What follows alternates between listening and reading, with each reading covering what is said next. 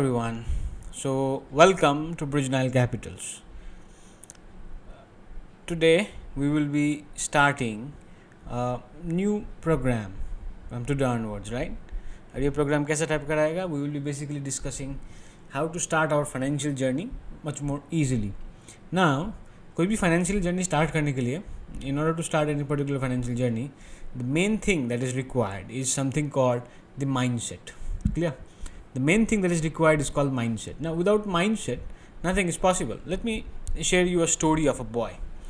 The name of the boy was supposed to be something called Suresh. लड़का कुछ ऐसा था. अब मेरा ड्राइंग बदला सा है. Don't laugh. Okay, this is a boy named Suresh. I'll just write the name as Suresh, whatever it is. Okay, so इसका नाम है सुरेश. ये क्या करता है कि अपने घर में इसका एक भाई है और एक बहन है, मतलब सिबलिंग्स है बेसिकली. तो सिबलिंग्स को जाके पूछता है कि मुझे बेसिकली एंड सुरेश का थोड़ा बैक आइडेंटिटी दे दूँ. Suresh is a boy who has just passed 12th and this guy doesn't knows what to do. इसको पता तक नहीं है अभी करना क्या है. और इनका फैमिली, इनका जो पिताजी है या फिर माताजी है, इनको बोल रहा है कि अगर तुम्हें इज्जत चाहिए बेटा तो गवर्नमेंट जॉब ले लो. Not saying just about Suresh, but this is the basic thing, right? That goes on with every single person. And वो अपनी दीदी को देखता है. दीदी is preparing for UPSC after her graduations. भैया जो है, भैया is practicing basically for JEE mains, whatever it is. Everyone is in their own field. अब he is getting confused. What should I do? And mummy जो mom and dad है, they want Suresh to be under government job, any particular government job. चाहे जमदार का ही job लग जाए पर government होना है. That is their mindset. Whatever it is, this is what they want. This is the typical mindset that comes up. Now, what you have to understand, irrespective of every single thing is कि अब ये जो लड़का है ये सीखेगा क्या. इसको बेसिकली छोटे से प्रेशर है कि गवर्नमेंट एंट्रेंसेस देना है. In order to get a government job, what he has to do? Now, he has a path that his job is to get a government job. Correct? Now, in order to get a government job, he has to give government entrances. Am I clear out here? Government entrances देना है उसको. तो government entrances के लिए वो preparation करने के लिए इधर उधर कोचिंग्स वगैरह जाता है. He moves on to coachings and all because his parents supports him. Parents will definitely support him. And this is, I'm talking about the story I'm talking that probably relates almost 80 to 85% of the Indian family, right? So this is what it is. और वो सुरेश जो भी लड़का है, जो भी कुछ काम कर रहा है, he is doing good and he is studying 12th के बाद उसको पता है कि उसको कॉलेज जाना है. Whatever works you have to do, right. And basically एक दिन आता है कि सुरेश अपना रिलेटिव से मिलता है. और रिलेटिव्स एक पार्टी होता है जहाँ पर रिलेटिव्स लोग होता है. तो रिलेटिव्स लोग जैसे होता है, रिलेटिव लोगों ने पूछा कि सुरेश भाई तुम करना क्या है 12th के बाद. वो किसी से पूछता है कि गवर्नमेंट जॉब. तो रिलेटिव लोग ऑटोमेटिक बोलना शुरू कर देता है कि हाँ you have done relatively good. और तुम्हारे पास एकदम एक ही चीज़ का फैक्ट है क्या है कि you are choosing a good field, right. मतलब तुम्हें you haven't done anything wrong.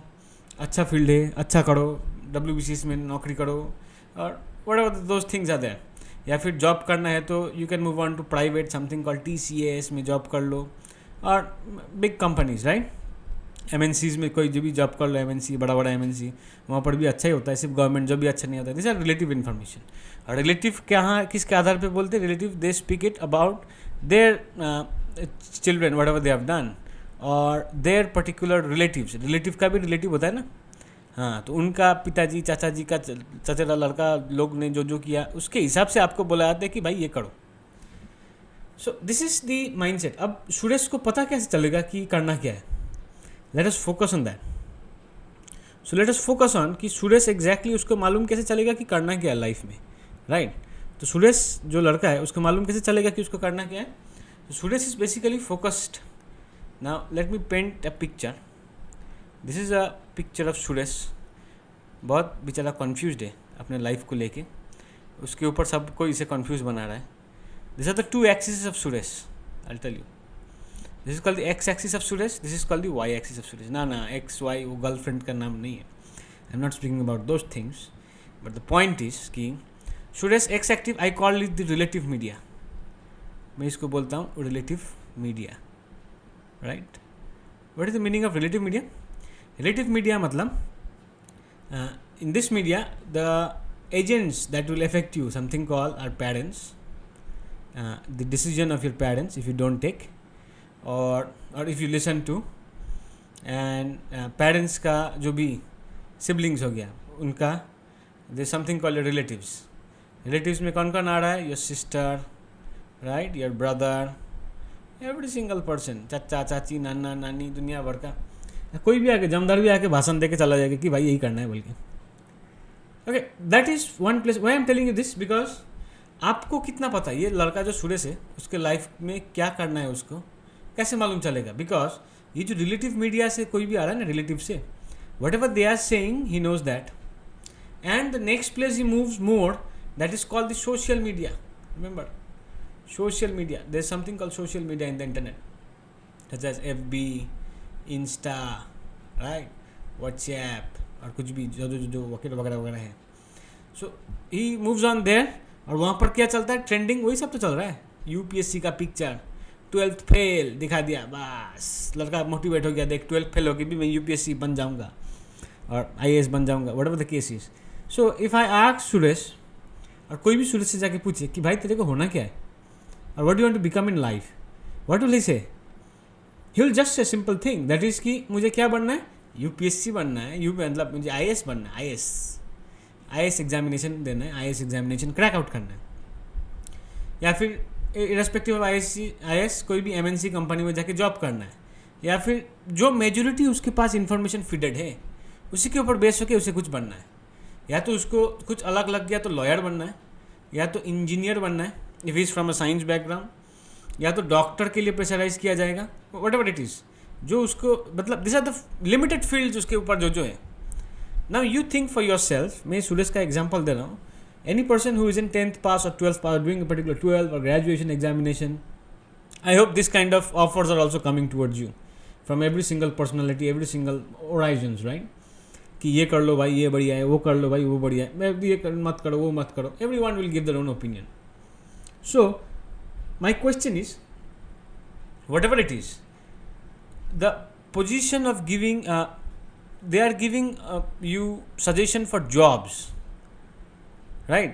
jobs के लिए सजेशन दे रहा है, तो jobs का सजेशन कितना परसेंट है? ऑलमोस्ट 80% और more, if I am not wrong. अब देखो, because if you see in social media you will see यहाँ पर हाइप हो रहा है कि UPSC जॉब कर लो. I am not saying it's bad, I am just telling you the facts. This video is not meant for the disagreement on any particular topic. I'm telling you the fact that why is India or any social youth is showing this particular mentality, correct? अगर वहाँ पर Facebook, Insta, WhatsApp कहीं पर से भी उसको वही information तो मिल रहा है. That is what I call the y-axis, the social media. And next is something called the relative media, right? Parent, relative, brothers, उसको यही सब मिल रहा है. और उसका basically mindset में हो क्या रहा है कि the person is thinking उसको यही सब, इतना सारा information है, कुछ एक बनना है. अब सुरेश को पता तक नहीं है कि दूसरा भी कुछ होता है बोल के, तो वो बनेगा कैसे? Is that possible? No, it is not possible from my thinking opinion. If you think it is possible, comment below, I will just read and I will skip it. Okay, next is observe, same thing. Why is it happening? Now let us start the story that I am about to start out here. Okay, the main problem, the story of our society. The story of our society. Let me make the pen bolder. Okay, this is our world. This is our world we live in. Beautiful world. मतलब हरा भरा है, आहिस्ते आहिस्ते ये भी हरा भरा नहीं रहेगा. Okay, this world is basically divided into 4 segments. Okay, first is called the E, and next is called the S. Let us understand what is the meaning of E and S. E मतलब employee और employ का mindset. You have to understand that, right? I am not saying it's bad, but this is what it is. मतलब सुरेश जब भी घर से बाहर निकलता है, what does Suresh observes? I will just show you and I will just make you a pen with a particular different colour. So this is Suresh, घर से बाहर निकल रहा है, उसका मोहल्ले में, सोसाइटी में क्या दिख रहा है उसको कि जॉब, यहाँ पर भी जॉब, कोई भी आदमी मिल रहा है जॉब, तो मेजोरिटी पर्सन जॉब में आ रहा है. So if any one asks me what is the percentage of person doing job, he will basically say it's approximately 85% of people that does job, and those are employee मतलब basically those who are working from 9 to 5. ठीक है, 9 AM सुबह घर से निकल गया, शाम को 5 बजे आ गया, इन लोग को जॉब करने वाला बोलते हैं. मतलब they do job and that's not a bad thing. मैं ये भी बोल रहा हूँ, that's not a bad thing, but to have a mind set fixed about job, that's a bad thing. मेरा बेसिकली स्टोरी क्या बोलना क्या है कि you should have an overall concept of anything that you're doing. मतलब you should have a particular concept of what you're doing in jobs. You should have a particular concept in S that we'll be discussing, and you should have the other two quadrants that I'll be giving you. And after that, you should be thinking which field you're suitable with. The moment you understand which field you're suitable with, you're doing good, I would say. Okay, you have your identification. इसीलिए तो यही problem के चलते तो आजकल का जो भी यूथ लोग हैं और जो भी लड़का लोग हैं, they don't understand what they have to do. They don't even know what they want to do, because they are just pressurised. They don't have an option. उन लोग को बस ऑप्शन दिया जा रहा है डॉक्टर, इंजीनियर, या फिर यूपीएससी या फिर WBCS. ये that is not an option, right? That's a forcefulment. You should understand this. See, so this is self-employed. तो self-employed में बेसिकली क्या देखा जाता है, what do you generally see in self-employment is, self-employed मतलब क्या है? S represents self-employed. I would like to explain. Self-employed, right? Self-employed मतलब खुद को नौकरी में रखना. सिंपल. Self-employed मतलब you have a shop, आप शॉप के खुद मालिक हो. मतलब शॉप जब तक खुला है, सामान बिक रहा है, जैसे शॉप बंद हुआ, सामान बिकना भी बंद. So you are a self-employed, right? Next, if you are a lawyer, आप नहीं गए कोर्ट में तो आपको पैसा भी नहीं मिलेगा. Simple. Next, if you are a doctor, आपने खुद सर्जरी नहीं किया, आपको पैसा नहीं मिलना है. Okay. Next, what you have is कुछ भी, टीचर पकड़ लेते, और professor or any kind of engineer, any other field that trades the time for money. वो अपना टाइम बेच के पैसा कमाते हैं, right? So anyone who is trading the time for money is basically doing these things. These are called self-employed. And self-employed, world has a percentage of approximately 10%. world का. If I consider employed to be 80%, self-employed at 10%. So total मिला के 95% is on this part. मतलब employed और self-employed में 95% आ जाता है, right? Everyone is basically self-employed. If you see, employed या फिर any employee मतलब कोई भी किसी के अंडर में काम करना, कहीं पर भी जाके कोई भी कंपनी में काम करना, गवर्नमेंट के अंडर में काम करना, that is employed. Self-employed मतलब क्या है कि खुद को काम देना, नौकरी में रखना. चाहे आपका राशन का दुकान हो या फिर किसी चीज़ का दुकान हो, मतलब नहीं है. पर the moment that you're doing, trading your time for money, that is what you're doing as self-employed, and that is not a bad thing. Again, I'm saying, okay, that is not a bad thing at all. I'm not criticizing any of the particular stories out there. It is very good. You are doing something that's more appreciable. Okay, now the other two quadrants I would like to discuss. The next two quadrants, something called the B quadrant and the I quadrant, right? The B quadrant and the I quadrant. What does these two quadrants mean? ये दोनों quadrant का meaning क्या है? Let us understand. ये दोनों quadrant का meaning, right? Now let us understand the meaning of B quadrant and I quadrant. The meaning for B quadrant, okay. The meaning for B quadrant, B represents business quadrant. Business is something where you employ people. Where, one second. Okay. Where you basically employ people. मतलब आप आदमी लोग को काम पे रखते हो, right? That's how you generate a business. Business means मतलब क्या है कि which runs on a system, right? And business का जो भी percentages है, business का example, if you ask me, Apple is an example of business, right? Coca-Cola is an example of business. Coca-Cola, see multiple employees working for them. TCS is an example of business, right?